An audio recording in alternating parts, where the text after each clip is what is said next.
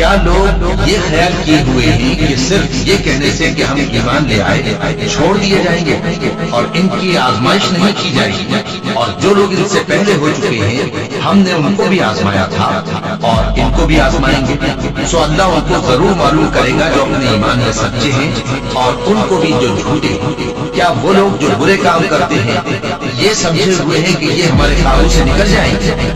جو فیصلہ یہ کرتے ہیں برا ہے۔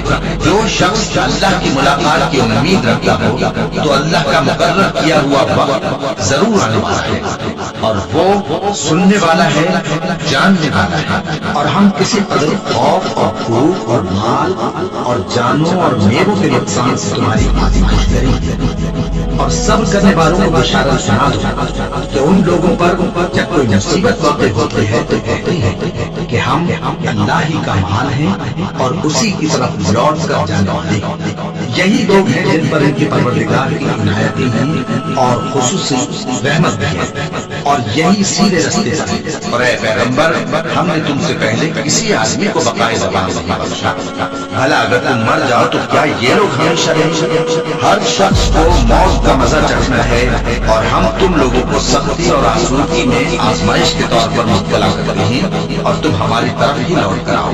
کوئی مصیبت زمین میں اور خود تم پر نہیں پڑتی مگر بیشتر اس کے کہ ہم اس کو پیدا کریں ایک کتاب میں لکھی ہوئی ہوتی ہے، اور یہ کام اللہ کو آسان ہے، تاکہ جو فائدہ تمہیں حاصل نہ ہو سکا اس کا غم نہ کھایا کرو، اور جو تم کو اس نے دیا ہو اس پر اترایا نہ کرو۔ اور اللہ کسی اترانے اور شیخی بگانے والے کو دوست نہیں رکھتا، اور ہم نے تمہیں ایک دوسرے کے لیے آزمائش بنایا۔